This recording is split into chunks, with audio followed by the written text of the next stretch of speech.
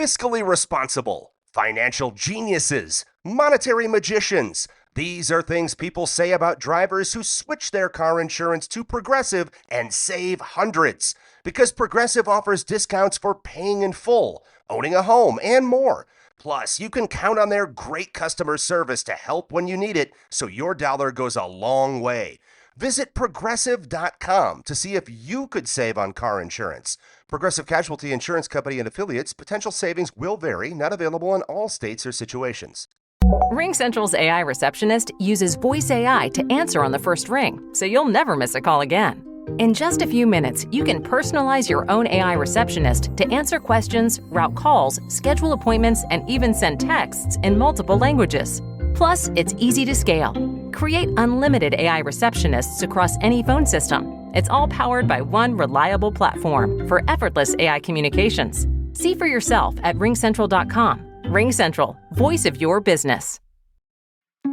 Will Hines is a comedian, writer, teacher, and founder of the world's greatest improv school. But like a lot of us, he didn't start there. I used to be a corporate guy. I had a corporate job until I was like 33. But I was like, I'm giving up 50 hours of my week for what? The illusion that I have security? We talked about walking away from stability, managing money, and why sometimes the scariest part of freelancing is figuring out what to outsource and what to keep.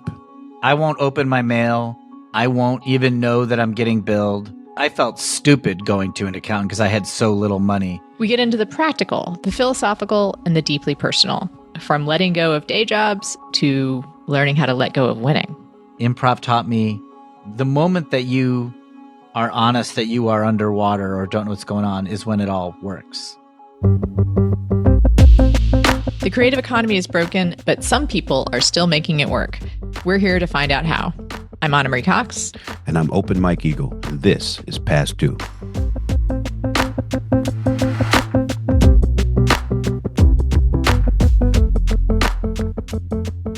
Welcome to the show. Thank you for having me. It's good to have you here. We dive right in. Good. Feel free to answer this question in any way that feels comfortable. When's the last time you worried about making your monthly expenses? I think about it every day. Last time I worried about it, really it was like last April. Last April, I had a much bigger tax bill than I expected, like just way more than I thought was going to happen. And so it was one of these things where I paid it and then I had like just kind of no money. Like I still had work and money coming in, but I was cash poor, as they say. And suddenly I had to like really think about every dollar I was spending in a way that I hadn't for a couple of years. And yeah. I qualify this because I knew I'd get out of it at some point. But all of a sudden it's like you start thinking about every coffee you buy, is there a way I could maybe not take an Uber? Should I be walking somewhere, making sure and it's made me hyper aware for a month. So I would say last April 2024. What was there a particular reason your tax bill was just super crazy last year? Yes, because I run my own business, which is an improv theater, and I had switched from paying myself as a contractor to paying myself as an employee. When you make that switch, you are once you're paying as an employee. This is so exciting, I know, but like. No, this is actually, we love practical tips. So you're all of a sudden you're all of a sudden paying taxes as you go when you're an employee, right? Like the government is withdrawing money from my paycheck. And I just thought in my head, back of the envelope was like, oh, then I won't have much of a tax bill. It's all going to be paid in advance. But I had done enough freelance work and other freelance work. I was just deluding myself. I feel like we should have a little tax corner because we never really talk about this stuff on the show, and it's interesting. Taxes are huge. I mean, it's so annoying and crazy. How do you typically handle all that? Do you like have a go-to accountant? You take it to H&R Block? Like, what's your method? Okay, I think this is big. I mean, if you're doing your own business stuff, the way you handle taxes is key. Because it'll catch up with you one way or the other. So you got to, yeah, I have an accountant, my own accountant, who every year has done my personal taxes for like 15 years, even before I was running my own thing. And then my business has a bookkeeper where every month we reconcile the books. Like every month I sit down with her, we go through everything and just see where we stand for the year, which is a lot. A monthly meeting is a lot, but especially for a small business, I probably don't like quote unquote have to, but I need to so that I don't get surprised. And then she prepares my business's taxes, and then my other accountant does my personal ones. I mean, it's actually a pretty big investment of like money and time in that. But I am 1,000% sure it comes out ahead for me.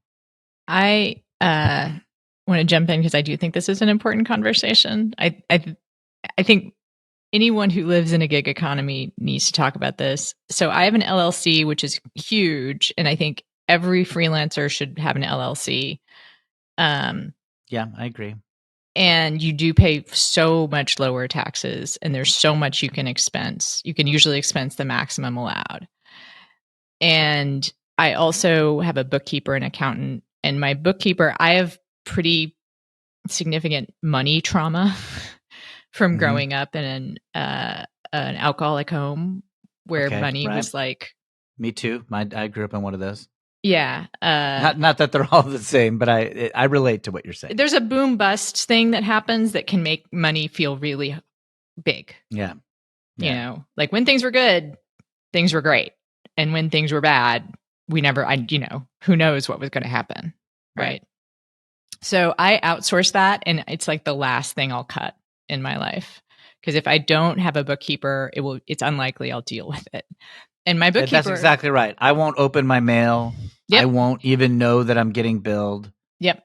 And I have auto bill on everything. And I have like a separate account for my mortgage and monthly bills. So that I always just know that I have enough in that. Right. When I first hired my accountant, I was like broke. Like I felt stupid going to an accountant because I had so little money. But somebody was like, this guy, this hypothetical expert, will know what to deduct. You want somebody, tax laws are crazy. Yeah. And if you just take the path of least resistance, you will lose. And if you have somebody on your side, and I'm not even talking like anything like criminal or like illegal, just somebody who like knows the boundaries, and they'll just be, and right away, this guy was like, well, again, when I first hired him, he's like, so you're an actor. And I also was a part-time computer programmer. This is like in 2004 or 5. And I had a job as a computer programmer. He's like, but you also do creative stuff, right? Because I did like a very little acting and stuff. He's like, we can make deductions just for your freelance stuff, even though that's not your main source of income. Like you can deduct gas money. You can deduct cell phone bill. You can, portions of it. And, I paid him whatever it was in 2004, I think $250. And he probably lowered my tax bill $2,000 or something like that. I pay my bookkeeper significantly more than that, but that's because I pay my guy more now too. But at that time, because I was like so simple, I was bringing him like a W-2, a 1099. Right. He spent like an hour doing my stuff. The other thing I'll say that I want everyone in the audience to know is like, I'm broke right now, like pretty broke. Right. And I have a tax bill due next week. Well, it's October 7th. So my deferred taxes are due next week. Right. I won't have the money to cover it. You can do a payment plan on the IRS. That's not a hard credit pull that you get like 10 years to pay off. And yeah. It's automatic approval if you owe less than $50,000. And the rate is set by the federal rate, which right now is 8%, but it's still a better deal than any credit card or any personal loan. Credit card. Yes. I used to work for a guy when I was in college who did do shady, like under the table, trying to not pay taxes guy. He was like an expert in it. I was like his like office assistant or whatever. Like I just did paperwork during the day. He was a dad of my friend. And I liked this guy, but this guy hated paying taxes. And like it was like his career to not pay taxes. And he'd gotten in trouble for it. His advice to me was the IRS, the IRS hates if you just don't file. If Yeah. you don't file, they will come after you. But if you do file and you set up a payment plan, they're not mad. Nope. If you over deduct and then they audit you and fine you, they're not mad at you. They'll fine you, but you're not going to jail. You're not in any real trouble. What they want is you to check in. Like that's, and if, as long as, and so again, I'm not an expert or whatever, but it relieved me. I was like, okay, so I don't have to, I'm going to file. My return might not be perfect, but I am doing my due. I'm kissing the ring of the IRS once a year. And that's what keeps them from turning into a hostile entity in your life. So I have an LLC for my touring business, and I have a S corp for like all my other creative stuff, and in a personal account too. So I have a business manager. Yeah, you got it at that level. Oversees all of that. But speaking of payment plans, and I'm not sure, Will, what your marital status is, I'm single. Single. So the probably the year I made the most money in my life was also the year before I got divorced. Okay. And that bill was so big, I had to do a payment plan for that one. And I'm still paying that off. Like, I think for 5 years in, I'm still paying that. But one thing that's happened a couple of times is that even though her and I are divorced and we file separately and all of that legally, when she gets a refund, they'll take it from her because we're not done paying the bill that we had when we were filing together. Oh, yeah. Wow. It's really whack. Taxes suck. I mean, like, there's Shakespeare was mad about taxes, right? You can find people mad about taxes as long as there's been money. Yeah. So, it's not fun to suddenly owe your ex-wife $3,000. No. Yeah, I don't. You're like, I thought I was done with this. I thought we moved on. I don't mind the idea. I mean, obviously, like, I believe government should do stuff for us, and we have to pay taxes in order to have the government do stuff for us. I think what upsets me about taxes from a progressive standpoint is, like, I mean, obviously not enough, not the right things are supported by my estimation. Right. It's an unfair tax system. People at the top should pay more. People at the bottom should pay less. And in America, this is, maybe y'all know this, but fascinating and makes me angry, which is we shouldn't need to do taxes. The government has all this stuff. The only reason we should be able to do taxes actually is creatives. Like in other countries, if you have just a standard tax, if you're just a person with a jobby job, government will send you a bill at the end of the year and be like, this is what we calculate that you owe. Pay us. If you're a person who takes deductions, then you have to file a more complicated tax form, right? But it's still like an order of magnitude easier than it is here. But and perhaps you'll know this, like Intuit and H&R Block like have huge lobbying arms to keep it from being simple. To keep it that way. Sure. I mean, the system is set up for the rich people. There's no secret to it. So just like work backwards from that. Like whatever the system is, it is because the rich people got it that way. And I'm not like a revolutionary guy. I am a rule following beta trying to get along fellow, but I've got common sense. And I just have these rules are in place because they benefit people with money. But this again, this is now an accounting podcast, so we can just talk about this. Hey, I'm into it because I think this stuff impacts people's happiness. Oh, it does. It totally does. And anxiety about money makes people make so many bad decisions. And a long time ago, I made the decision to not pursue money primarily, but pursue free time. Like I want control over my time. So I work hard to make enough money that I'm not scared of bills, but I don't want to give up all of my time for the sake of security. And that's that's a special dance. Like I don't have financial security, meaning I don't really know how much money I'm going to make year to year because so much of it is in flux. I mean, I have like a pretty certain idea 1 or 2 years out what it's going to be like if everything goes well. But I don't really know. I teach improv, I do acting, I sell books. All that stuff is subject to other people's decisions. Right. However, I work for myself. I get up in the morning and I have coffee in my kitchen and I come to my bedroom and I decide what I'm splurging on or not splurging on. And I want that control. And the decision I made in my life was I want time and I'll give up security. Because I used to be a corporate guy. I had a corporate job until I was like 33. I'm 55 now. And I was and up until then, it was like go to the cubicle, 9 a.m., work until 6. And I was making not a ton of money. I think I had a little. Sometimes I made good money because I did computer programming, which can be lucrative.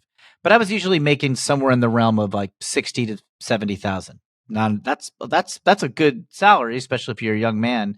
But I was like, I'm giving up 50 hours of my week for that. That's not that much money. I can't like buy property with that salary.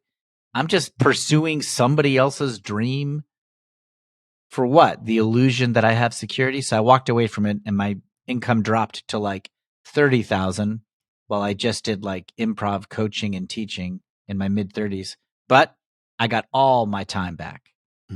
And I was like, this is the way I'm going to live my life. And then the reason I say that is like being able to make sure you're not getting screwed on taxes is a huge part of this. You have to manage your own shit this way. Even if managing your own shit, Mike, is like getting a business manager. That's still you making sure somebody is on it for you. And it means you gotta like be your own producer. Like you have to be your own producer of your life. And taxes is a huge part of it. Taxes you will lose if you're not paying attention to it.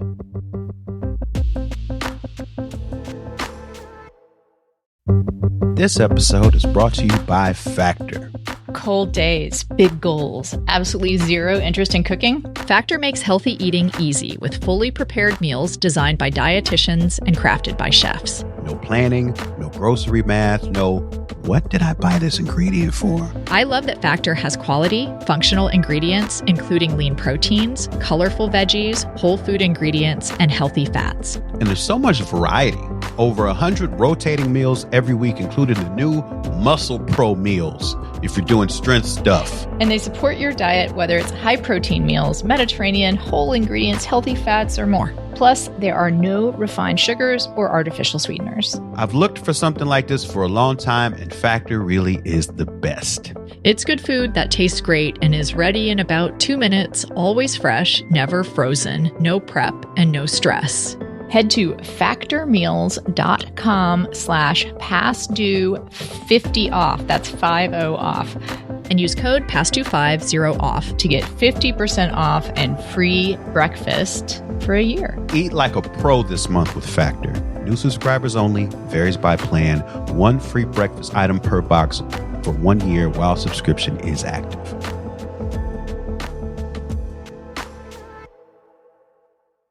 Hey, this is Bayard Winthrop, founder of American Giant. I started this company because I was fed up with cheap clothes that didn't last and a system that shipped manufacturing overseas.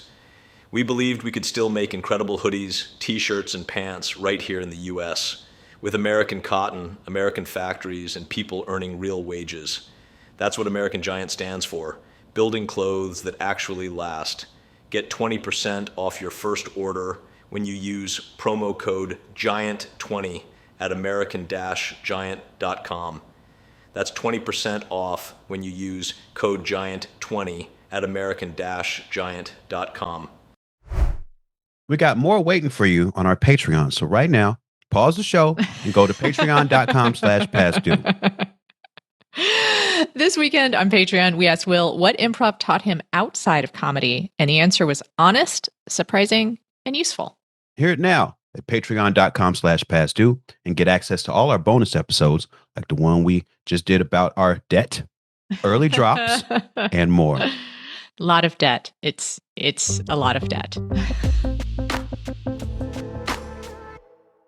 Well, I don't know if you had any more specific tax stuff, but he got into his career transition, and that's a juicy area too.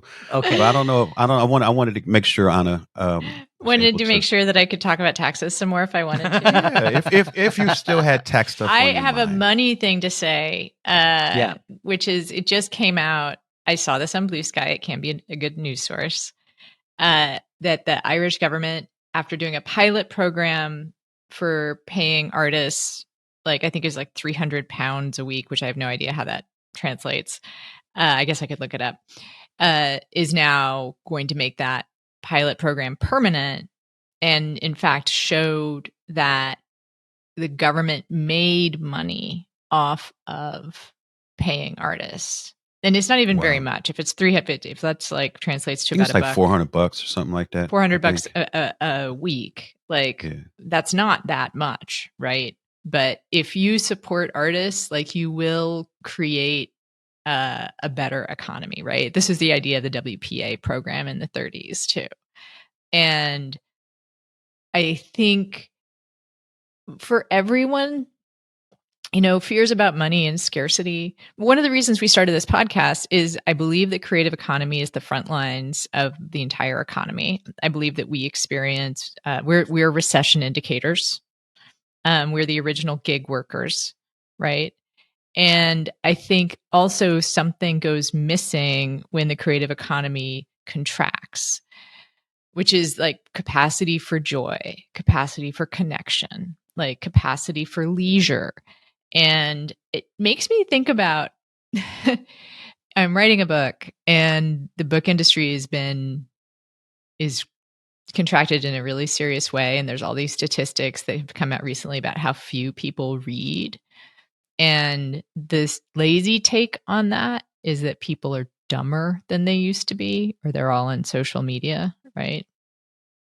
But I think that's guilty. I read less and I'm on social media, so all right, I'm relating. Okay, I think that's part of the picture, but I also think that our ability to prioritize leisure has declined because we have to work so much and we feel pressure to keep up.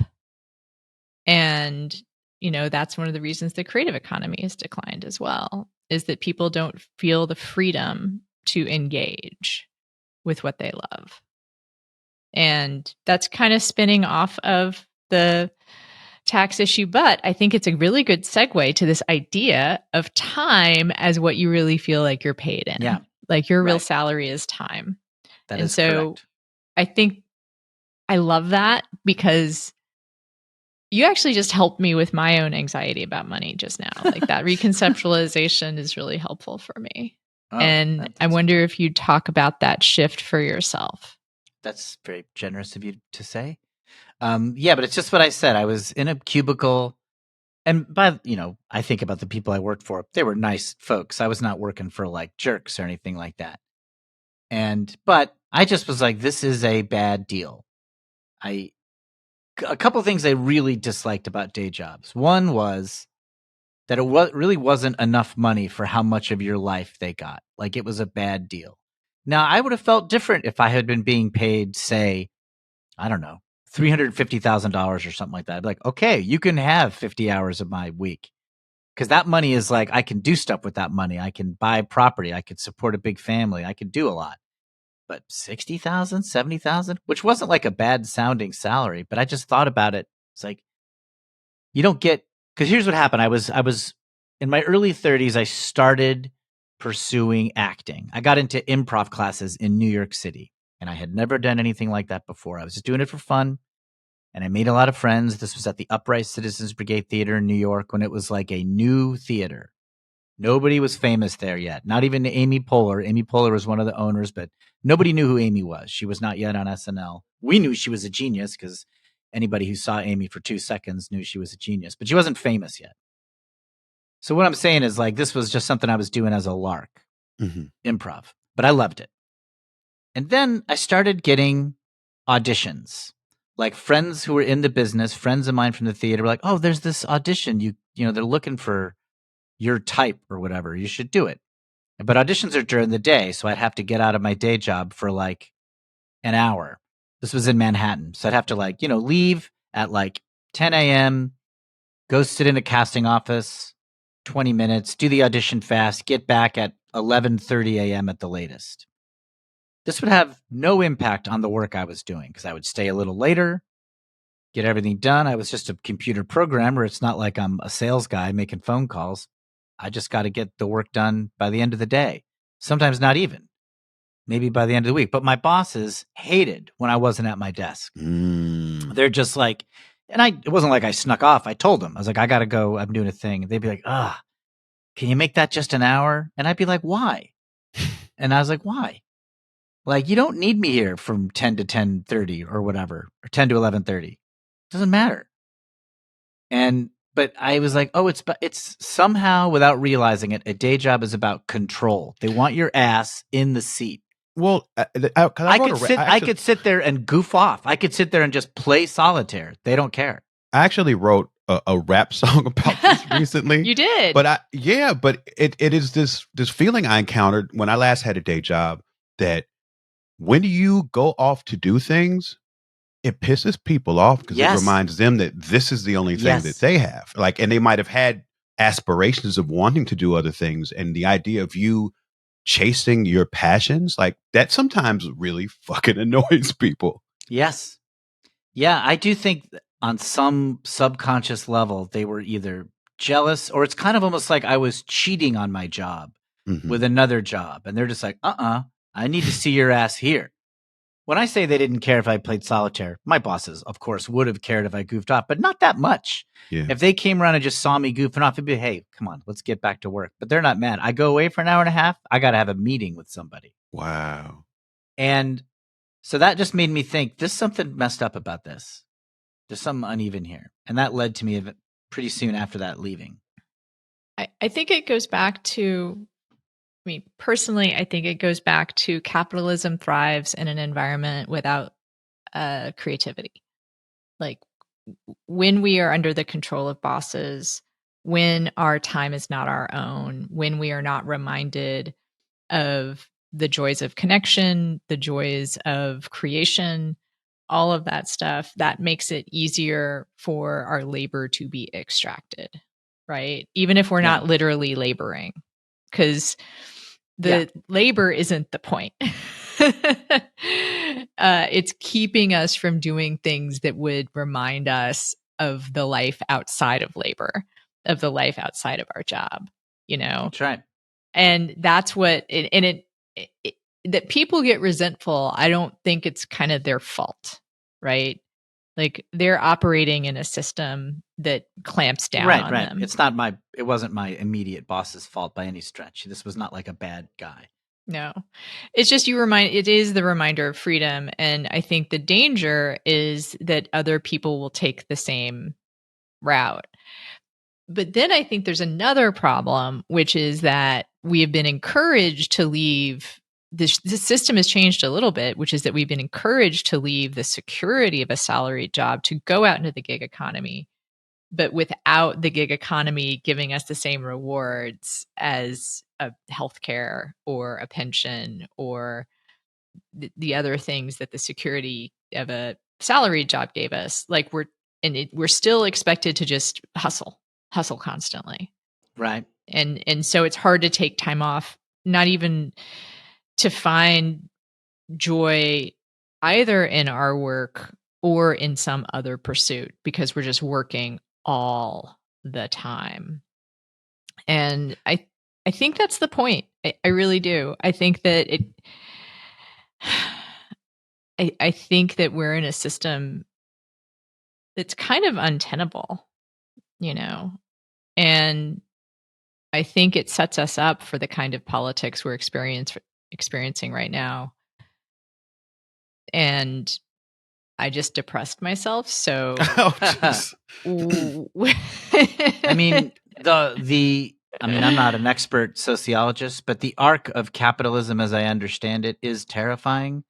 Like what Karl Marx predicted about capitalism, which is that 1% has all the money and everybody else is broke, and then there's a revolution, and it's that's a terrifying story, and it does seem like it's happening, but that's like so big that I can't really face it.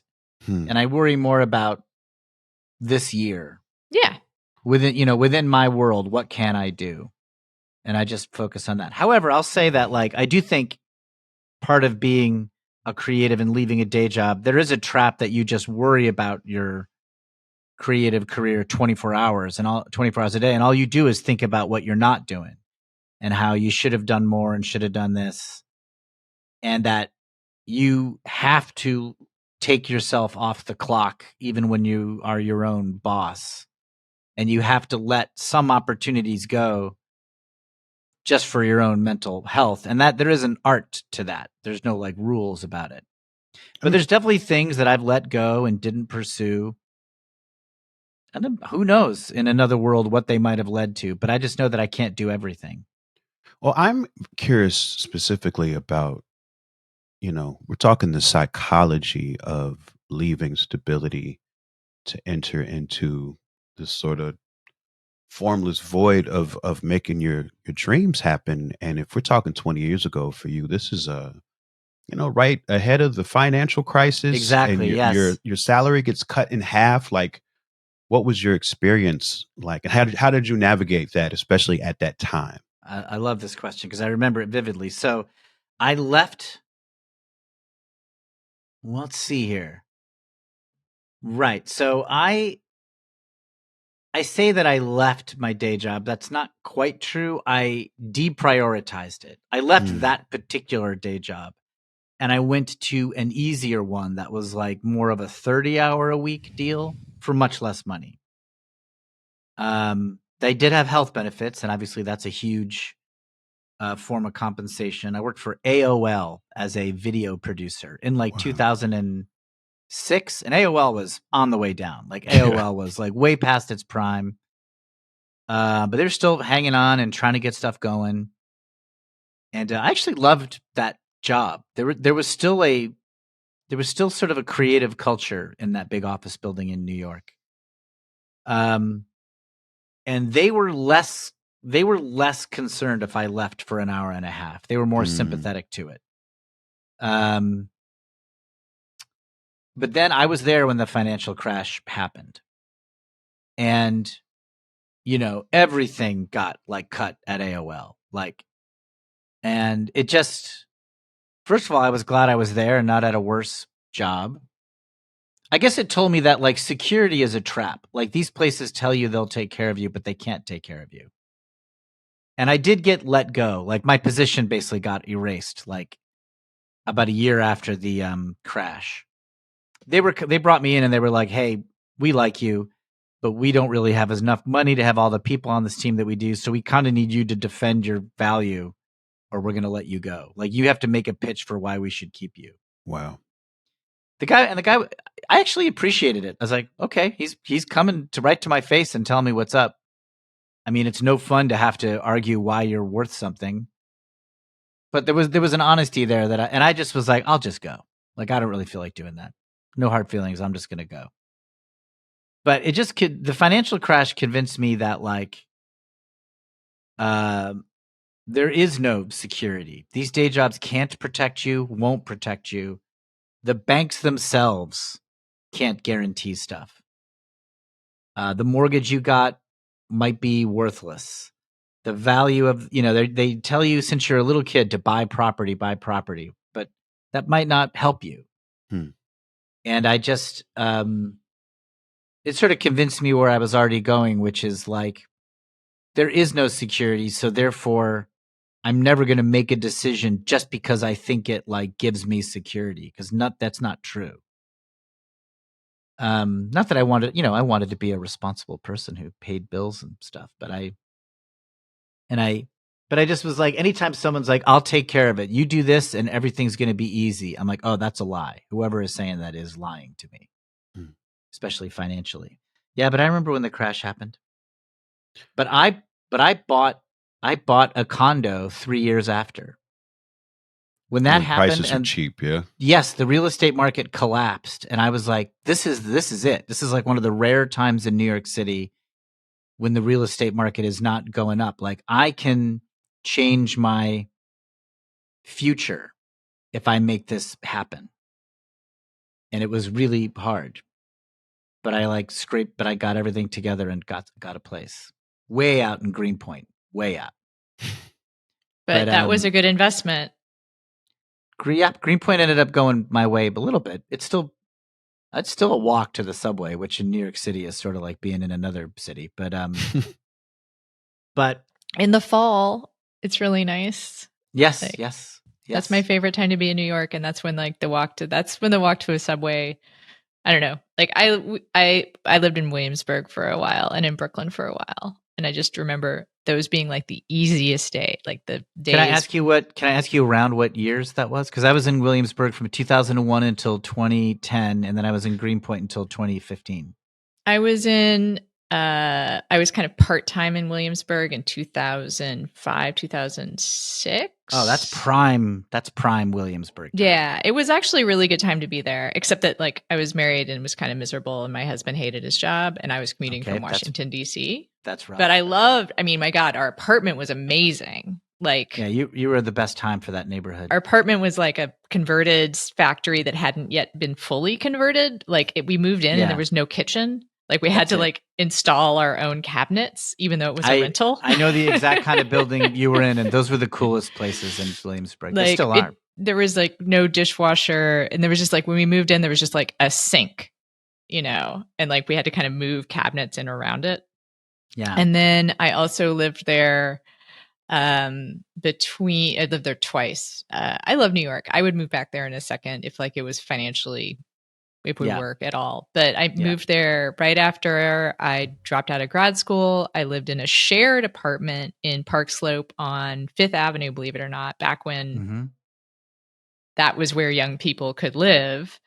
Right. Sixth Avenue was out of everybody's range, right? Like you couldn't live, that was like too expensive, but Fifth Avenue, and lived, a really nice shared apartment with like a corner with two other women. And then I moved there again after the first dot-com bust in 1998, and lived in a tiny little apartment again, like not in Sixth Avenue range, but like back a little from it above a bodega. I think I was trying to remember how much I paid. It was less than $1,000 a month. Yeah. In a Studio Plus, those were honestly some of great years. Like, the time to live in New York is when you're young enough, either be rich, which my in-laws were, and they had like a pied-à-terre on Park Avenue, and I got to experience that life a little bit. And then when I was young and poor and just had the energy to like do stuff cheap. Like we used to go see Upright Citizens Brigade all the time. Like back when, like I saw a bunch of those folks.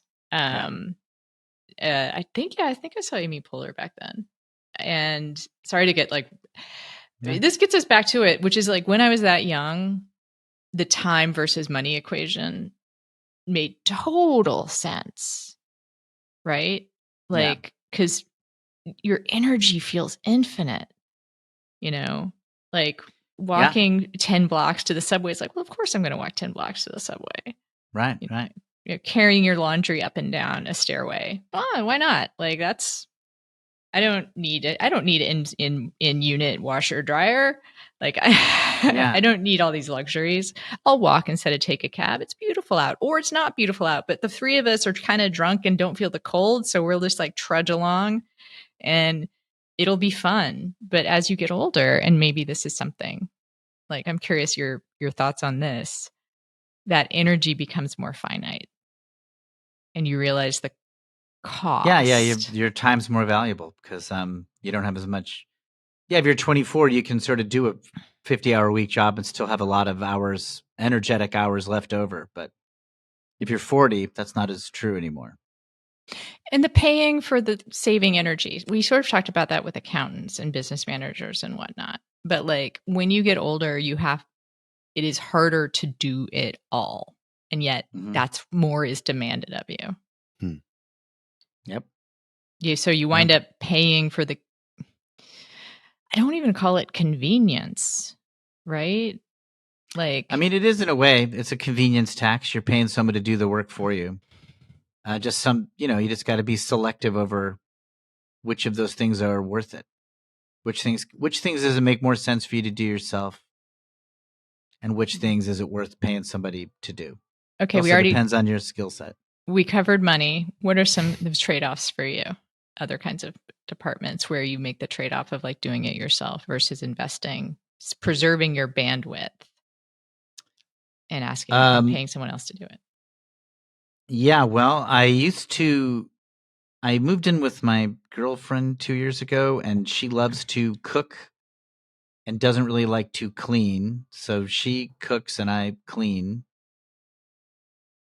And I like that trade-off. And I've never lived with anybody who liked to cook before. So before that, I was just buying every meal. It was probably my single biggest expense after like rent was just paying for food to be made for me or buying the kinds of groceries that don't require a lot of cooking. And then the money that has saved me has been incredible. So having a romantic partner who can handle part of the spheres of your life is pretty big. Whatever that is. And I used to have a house cleaner, like a woman would come clean my house once a month. But then I was like, you know what? I can do that one. If I just am not so lazy and vacuum and scrub the bathroom floor, which sucks, but takes me maybe less than an hour, that money, I can save it. So like that, for me, I saved that one. Versus an accountant where I'm like, no, the value that person's bringing me, I couldn't do it if I spent all day on it. Right. And it really does become a time question when it comes to accounting, because not only does it take a lot more time for you to do it if you don't know how to do the thing, a mistake costs you way more. Yeah. And like, the trade-off was unquestionable for hiring an accountant. I also hire, dry cleaners. I think of dry cleaners as like, I'll drop anything off of the dry cleaner to get it like pressed and looking nice as opposed to ironing it. Because that's pretty cheap and like done in a day. You know what I mean? That sounds like so mundane, but that's like a service that I could iron my shirts, but for not that much. They're done tomorrow and they're done better. I'm doing that. Mike, what about you? What's stuff that you pay for?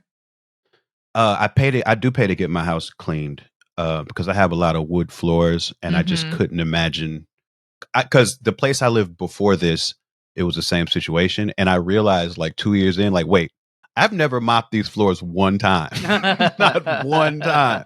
So I'm like, no, I should have someone do that. I mean, it feels so good right after the cleaning happens. Yeah. I have 3 pets, so I also pay for someone to clean once a month because the dust, I don't even call them bunnies. They're like dust, not devils. It's actually like a better word. There's drifts of pet hair that gather in the corners of my house. So I feel like justified. I don't feel like I could ever keep up, and at least as cleaning service gets me back to like 0. But what else, Mike? That's really the main one for me. Also, like, because I cook, but I do HelloFresh, so I'm still kind of paying, but it's also easier. Like, it's a weird sort of in between state. But I didn't know how to cook before that. So. I used to HelloFresh, not an appetizer, but hey, if you're listening, like, I'll do a hell of a read. We're ready to try out different meal services. I could also use one of those. So I think those are good. I did Blue Apron for a while, back when it was all the rage, like 10 years ago. And I did it for like 2 years and then stopped, but I learned a ton doing that. Yeah, same. It was kind of diminishing returns. I found it was starting to be like, oh, I think I could actually maybe do this now if I wanted, but I loved it when I had it. Yeah, it is getting a little irresponsible of me to continue to do it. I have like a stack of recipes. It's like, like a foot and a half tall, a lot of repeats in there. Yeah. I run my own business. I started my own improv theater a couple years ago. And one of the things that I don't pay for, this is a real niche thing, but like I don't have a payroll service. I am the payroll service. Like my employees put their hours in a spreadsheet. And then once a week, I go down that spreadsheet and just send them money from the business bank account. And then I record it and my bookkeep, we do all the same tax stuff that a payroll service would do. Like we file it and report it. But just And the so- admin of it, you're But the actually doing admin of it, yourself, I do yeah. it because it was like crazily expensive. All these places like QuickBooks and Gusto, they all charge $6 a person a paycheck, right? And if I had like 2 employees, that'd be worth it. I would do it. But I have like 8 technical directors, 8 box office staff, 12 part-time teachers, and none of them get paid a lot of money, but they get paid frequently in little bits for teaching a class here or there, for working a shift here or there. And if I had to pay $6 every time I sent them money, it's like, that's insane. So I just have to do that one. I want to ask you a little bit about improvising, specifically the Okay. economy of it. Yeah. I love being around improv. Like I come from freestyle rapping, so it seems like it uses a lot of the same Yeah. same muscles. And similarly, like I know people who are masters of it and dazzle crowds, but it doesn't like it's not an easily monetizable skill No. in many senses. So yeah. and I've always felt that I've felt that being around excellent improvisers, like master improvisers, I pick up a lot of those same vibes in terms of, yes, they get crazy amounts of respect from people in the craft, and everybody in the Right. crowd can tell these people are amazing. Yeah.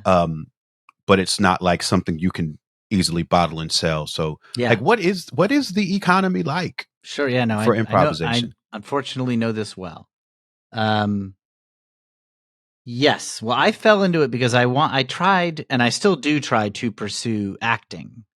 Like if somebody calls me today and gives me a series regular part on a sitcom, I might close that improv school. Wow. Maybe I wouldn't close it, but I would set aside my administration of it at least. Mhm. But that wasn't like happening enough. And I do love improv and I loved learning it. So, but the economy of it basically is this: improv shows are not worth a lot, but improv classes are worth it. Yeah. So what you're I selling see. is the class. Like people will basically pay to do it Mm-hmm. in a class. And you could also set up pay to play shows that is economically feasible, but it leaves a bad taste in people's mouths. So I don't Yeah. do it. But economically there would be demand. If I told people, hey, pay me $20, you can do a show and I'll make sure there's an audience there, I could easily sell that product. But that people doesn't, like I say, it leaves a bad taste in people's mouth. But classes, yeah, pay this money. You'll be in a class. There'll be a good teacher. You'll get up on your feet. You'll do it a lot. And then improv shows are just advertisements for classes. That's their value economically. Somebody goes and sees a show and they're like, that looks fun. How do I do that? Well, you take a class, and then that show has sold a class. Yeah. And there's sort of different ways of leveraging that once you start going down that road. Like you could do a thing where like, well, you're required to take 4 classes before you're allowed to audition for a show. That has been a pretty common technique at a lot of theaters. We don't do that one at mine, but or even the very best teachers at the school teach level 5. You got to take levels 1 through 4 with teachers you haven't heard of. And then you're allowed to take level 5 with the rock star teachers, because such things do exist. And somewhere in there is where you make your money. My And it limited depends how much- experience, sorry. Yeah. No, that's okay. My limited experience with improv schools,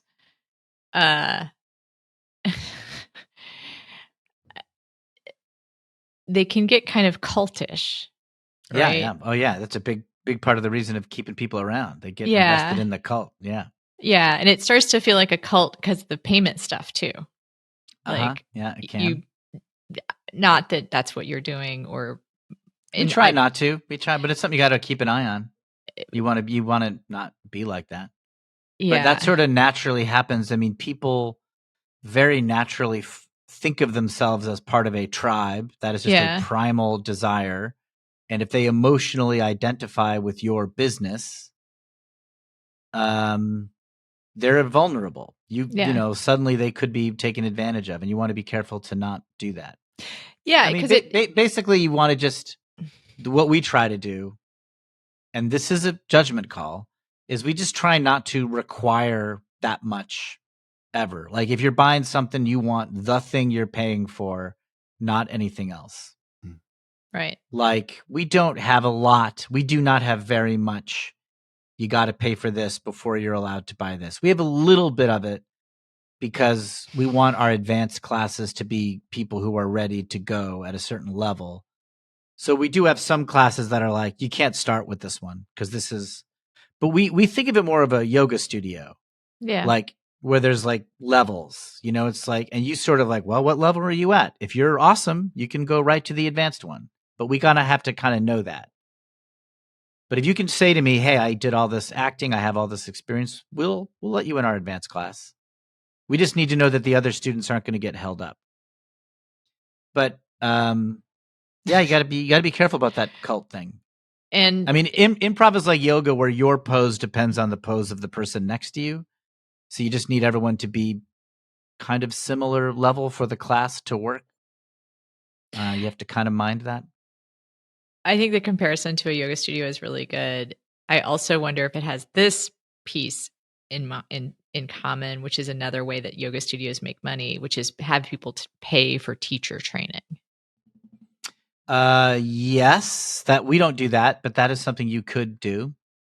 Right. We don't. It's just a model that I know is present in yoga studios, and that's a way that yoga studios make money, is to have people get really passionate about it and be like, yeah, I could teach this.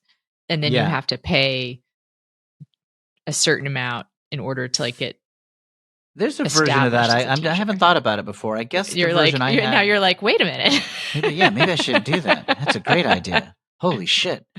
I can rip people off crazy. No, there's a lot of people who want to be teachers of improv because that is a way to make a little bit of money. There's no big money any which way you cut it, but you know, if you're an actor and you're teaching some improv on the side, it's a nice supplement to give yourself some steadiness. That's how I got into it. I got asked to be a teacher when I was at the UCB in New York. What we will do sometimes is we have like open jams where any student can come and get on stage, and we will ask potential teachers to run the jams. We'll be like, you want to be a teacher here? Run our jams for nothing. Nobody pays money, but it's like a service we offer. You run it, kind of make sure that nobody's being rude on stage, and you set a good example. And if you do that for a while, we'll think about hiring you to be a teacher. So we are getting work out of them for no money, basically, on the promise that maybe so that's our version of that, I think. I have a question about, I mean, since you've seen many ups and downs in the economy while you've been involved in improv. Yeah. When things are challenging, like they feel like they're challenging right now economically. Yes. Does that bring more people into trying to try improv, or less people into trying it? Really? Fascinating. Because they get fed up. They're looking for other options for their life. Like they've been burned by trying to follow the rules. So they're like following their dreams for the first time. You'll see more. Not a ton more, but we are sort of recession proof in this way because like, I mean, I have to say there's not a lot of money ever. But like whatever amount of money is there in the business doesn't go away in a bad time. Somebody will show up. It's also built into the culture that you are supposed to offer some kind of low cost way for people to do it if they just love it and they're just broke. Slide and scale. Slide and scale. Discounts for last minute spots that are open. Like we have a list where it's like, hey, this class has 2 spots tomorrow. Who wants it for like 20% of the charge? Because we got room for 2 more. And if you or if we think somebody's great and we want them around, we'll give them like 4 free classes just to have them be part of the community and set an example in class. And almost every improv theater, I think almost every creative place has some version of that. I don't know if yoga studios do. There's less communal practice in yoga, but you've made me think of something I want to ask Mike about.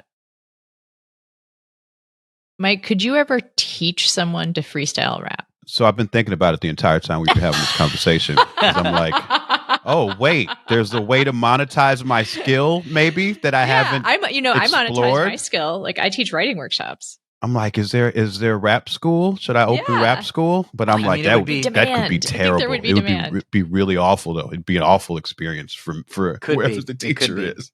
It could be. It'd be easy to sell. You could definitely do that.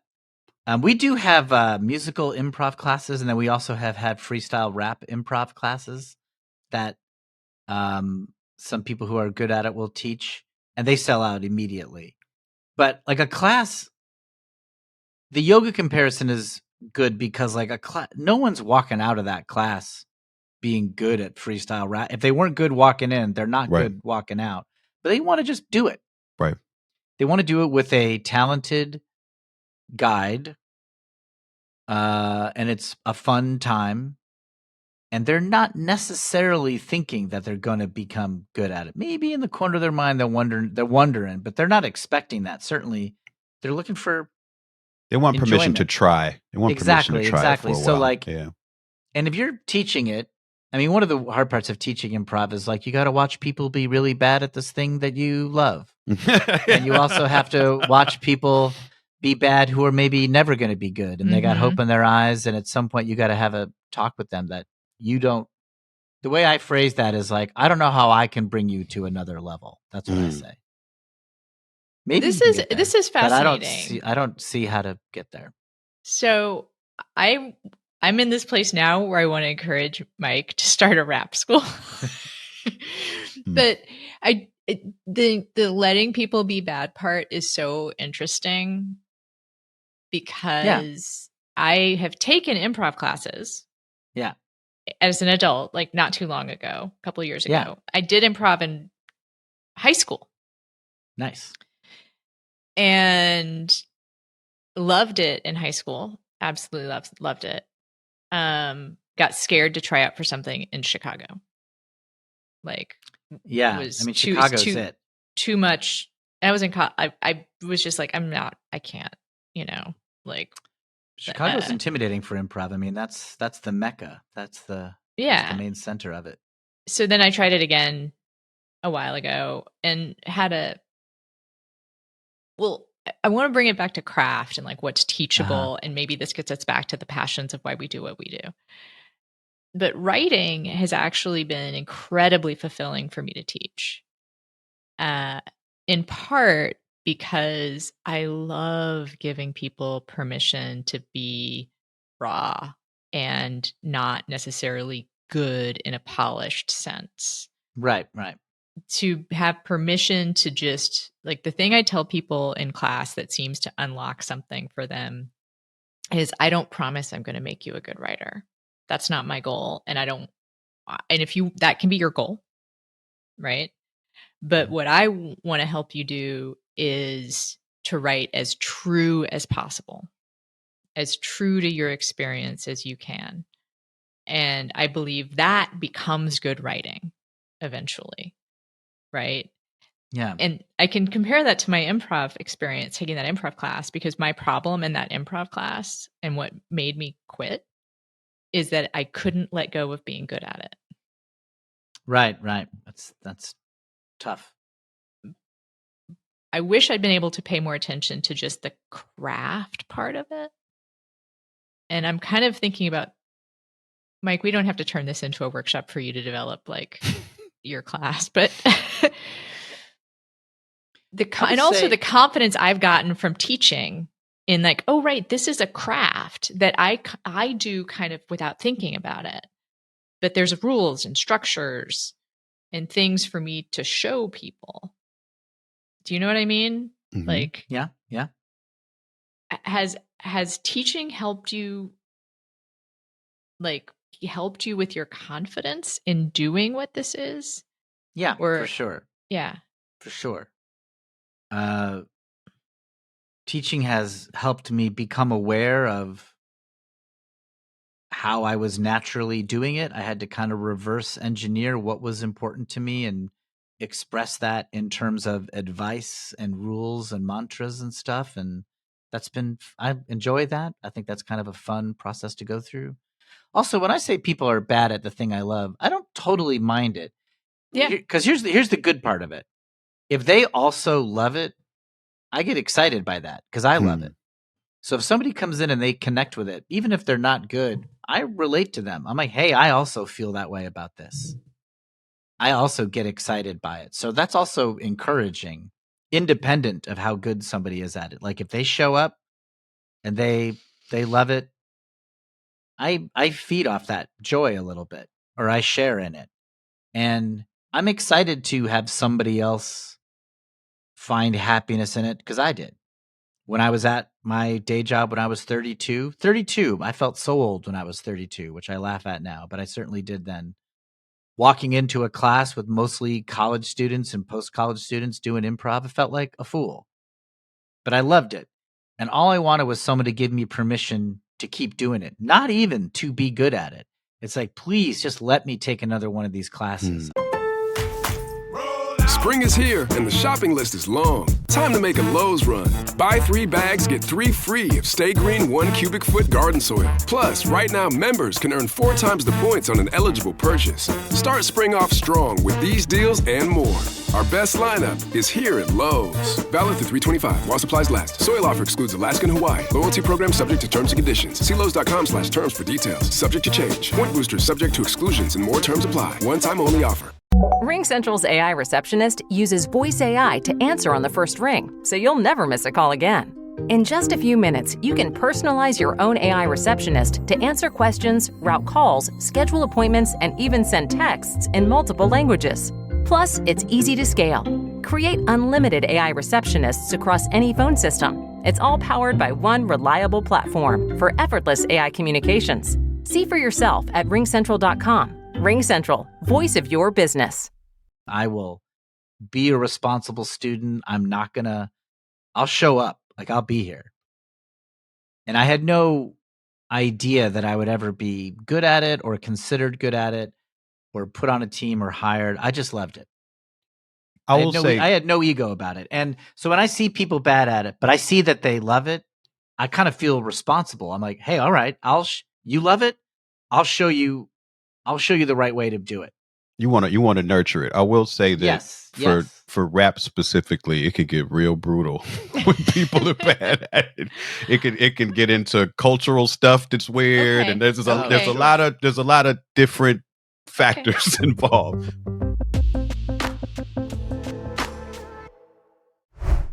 As we wrap up, again, this is a show about the challenges of being a creator in the current economy. So one of the most valuable things that we do at the end of our show is to give our guests the floor to let people know how to support them. So if there's anything you want to plug, this is the time. If you're living in Los Angeles, I have an improv school that has shows Wednesday through Sunday. It's called the World's Greatest Improv School. Great title. You gotta be selling. You always gotta be selling. And if you go to wgimprovschool.com, that's where our address is and our shows and classes and stuff. You can come by. Our shows are cheap and fun. And I'm supposed to say affordable. I've been told that the word cheap is bad to say. But our shows are affordable and they're fun. So come check us out if you're in the area. That's what I'll plug. Thank you so much. This was an incredibly valuable conversation, I think. I loved it. Thanks for having me on. I really appreciate it. Yeah, we covered taxes and vulnerability. We don't get both of those in one conversation. So that's pretty good. Taxes, vulnerability, and creativity, and I took a lot out of this personally. I think it's the perfect combination of topics for past due. So again, thank you so much, and we will see you around. Great, my pleasure.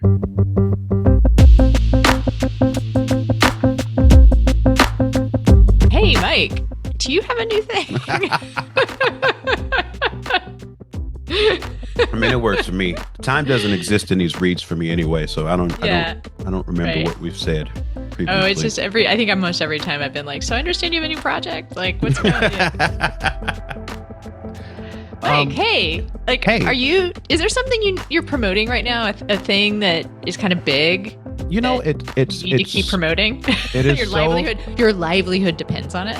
It is so fortuitous that you ask, because a mere 3 months ago now, I did release a new project that I am actively encouraging people to listen to again and again, called Neighborhood Gods Unlimited, and I'm selling vinyl versions and cassette versions over on Bandcamp, and I'm touring it. As you'll hear this, I'll be in the Southeast in Florida. I have a Miami show, Orlando show, and an Atlanta show this very week. So if you're in one of those areas, come check me out. Have you considered calling it Life of a Neighborhood God? I had not considered that. And also, it is too late. I don't know. I hear that's really, people are talking about that kind of thing. Like right the now. life of people. Life of. It's just like a meme I keep seeing. Anyway, I have stuff. Yes. Currently my other podcast, which is called Space the Nation, which is about science fiction and politics. I'm a contributing editor to the New Republic and do stuff there. I teach writing workshops, which is particularly applicable to the conversation we just had with Will. And I will be doing a NaNoWriMo. Ooh. That's a National Novel Writing Month, which is November. November is NaNoWriMo. And I'll be doing a writing sprint group for that, as well as maybe doing some other stuff. So Nice. if you're interested in keeping your creative fire burning, go to AnnaMarieCox.com. I like a creative fire. Better than a destructive one. Yes. For sure. 100%. All right, until next time. Talk soon.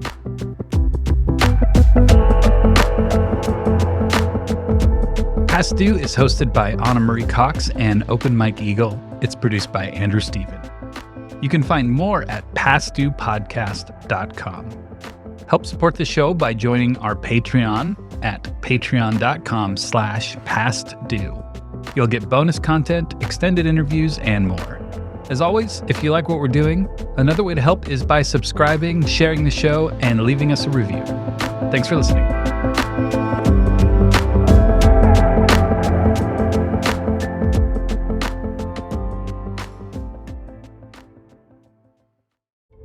Sometimes it feels like red and blue states are just as divergent as post-World War II East and West Germany. So what can the US learn from German political history in order to create a more perfect union? Find out on the new season of The Future of Our Former Democracy, the Signal Award-winning podcast for more equitable democracy and large media. Hosted by me, Colin Cole, and Heather Villanueva. It's time to rethink democracy. So follow The Future of Our Former Democracy wherever you get your podcasts. Not all darkness is dangerous. Sometimes it's the doorway to becoming whole. On the brand new podcast, The Shadow Sessions, hosted by me, Hibab Al-Faqih, a psychologist and trauma expert, we shed light on the hidden corners of the human experience. Through raw, unfiltered conversations from the edge of healing, The Shadow Sessions invites you to do the deeper work that leads to real change. Follow The Shadow Sessions wherever you're listening now.